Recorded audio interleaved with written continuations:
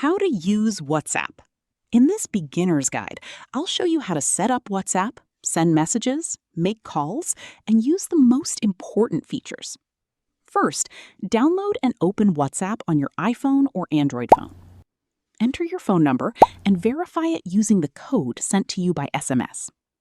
Next, enter your name and add a profile picture if you want.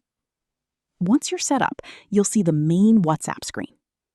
To send a message, tap the new chat button and select a contact.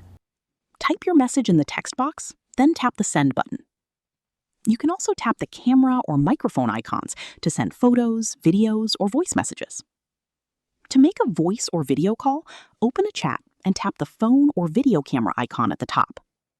You can also create a group chat by tapping New Group, selecting your contacts, and adding a group name.